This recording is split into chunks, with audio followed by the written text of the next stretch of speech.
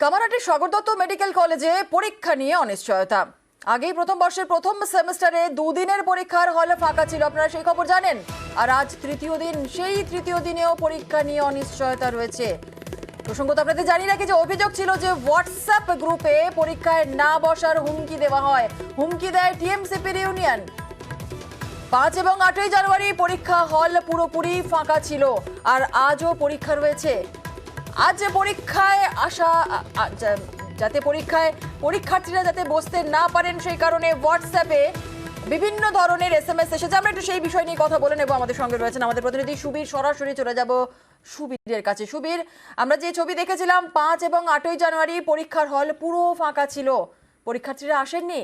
অভিযোগ ছিল যে হুমকির মুখে তারা পড়েছিলেন, হোয়াটসঅ্যাপে সেখানে হুমকি দেওয়া হয়েছিল। আজও তো পরীক্ষা রয়েছে, তাহলে কি আজকেও অনিশ্চয়তা রয়েছে পরীক্ষা?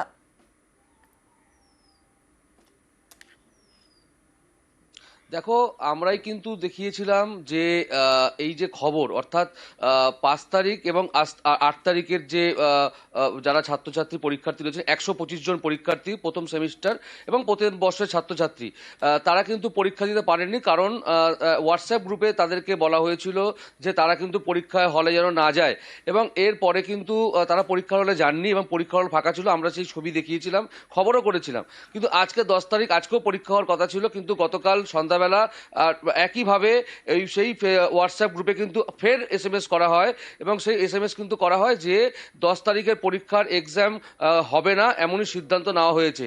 এবং পাশাপাশি এই ঘটনায় কিন্তু ফের এই যে হাসপাতাল কর্তৃপক্ষ, অর্থাৎ হাসপাতাল কর্তৃপক্ষ কোনো একটা জায়গায় তারা দায় সারছেন। তারা বলছেন এটা অনভিপ্রেত, এই ধরনের ঘটনা কাম্য নয়। কিন্তু হাসপাতালের প্রিন্সিপাল, তিনি যেখানে হাসপাতালের প্রধান হিসেবে রয়েছেন, তিনি কেন দায়িত্ব নিচ্ছেন না? তিনি কেন এই জায়গাটা সমাধান করছেন না? রাজ্য তথা বাইরের রাজ্য থেকে বহু পরীক্ষার্থী তারা এখানে আসেন এবং ছাত্রছাত্রীরা তারা এখানে পড়াশোনা করতে আসেন, প্রচুর টাকা খরচ করে তারা পড়াশোনা করতে আসেন। এই যে তাদের 2 দিন এবং আজকে নিয়ে 3 দিন যে পরীক্ষা হলো না, এই নিয়ে কিন্তু কোনো রকম কিন্তু কোনো উদ্যোগ কিন্তু হাসপাতাল কর্তৃপক্ষের তরফ থেকে দেখানো হয়নি। এবং এই যে একটা হোয়াটসঅ্যাপে হুমকি বা এটা একটা হুমকি পোস্ট, এই নিয়ে কিন্তু পরীক্ষার্থীরা যথেষ্ট আতঙ্কিত। আজকে যেটা হাসপাতাল সূত্র থেকে আমরা জানতে পারছি, আজকে দুপুরবেলা হাসপাতালের কলেজ কাউন্সিলের একটি বৈঠক রয়েছে, এবং সেই বৈঠকে কিন্তু ঠিক হবে যে এই যে 3টে দিন, অর্থাৎ 5, 8, 10 তারিখ যে পরীক্ষা হলো না, এই পরীক্ষা কবে হবে এবং কোন তারিখ ঠিক করা হবে, সেটা কিন্তু এই আজকের কলেজ কাউন্সিল বৈঠকে কিন্তু ঠিক করা হবে। একেবারে সুবীর, আরো একটা বিষয় যে গত 2 দিন অর্থাৎ 5 এবং 8 তারিখে পরীক্ষা হলো না কারণ ছাত্রছাত্রীরা তারা পরীক্ষা দিতে আসলেন না, কারণ তারা হুমকি পেয়েছেন হোয়াটসঅ্যাপ মেসেজে। আজকেও তো হচ্ছে না, মানে অর্থাৎ আজকেও তারা হুমকি পেয়েছেন। ছাত্রছাত্রীদের প্রতিক্রিয়া কি পাওয়া গিয়েছে? তাদের সঙ্গে কথা বলতে পেরেছো?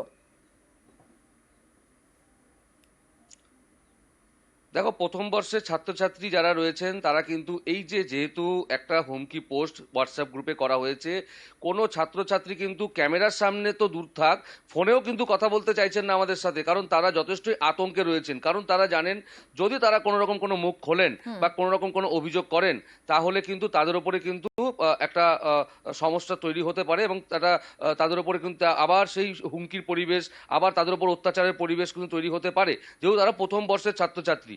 এবং এই যে বিষয়, এই বিষয় কাদের নিয়ে পক্ষ কিন্তু থেকে সরাসরি সমস্যা সৃষ্টি হতে পারে, কি আশঙ্কা করা হচ্ছে? তৃণমূল এখানে মূলত যেটা আশঙ্কা বলতে, যেই ঘটনা, অর্থাৎ যেই হোয়াটসঅ্যাপ গ্রুপে এই পরীক্ষায় বসতে না দেওয়ার যে একটা পোস্ট করা হয়েছিল, সেটা একটা যেটা অভিযোগ, সেটা হচ্ছে যে হাসপাতালের হোস্টেলের যে পরিকাঠামোগত সমস্যা এবং বিভিন্ন রকম সমস্যার সমাধানে কিন্তু হাসপাতাল প্রিন্সিপালকে জানানো হয়েছিল ছাত্র সংগঠনের তরফ থেকে, কিন্তু হাসপাতাল সুপার বা প্রিন্সিপাল কোনো রকম কোনো উদ্যোগ নেয়নি। তাই প্রিন্সিপালকে চাপে রাখার জন্য এই যে পরীক্ষার্থীদের পরীক্ষায় বসতে না দেওয়ার যে একটা পোস্ট বা হুমকি, এই বয়কট, এইটাই কিন্তু প্রিন্সিপালকে যাতে চাপে রাখা যায়, সেই জন্য কিন্তু একটা কৌশল নিয়েছে ছাত্র সংগঠন, এমনটাই কিন্তু আমরা জানতে পারছি বিশ্বস্ত সূত্র মারফত। বেশ, ধন্যবাদ সুবীর।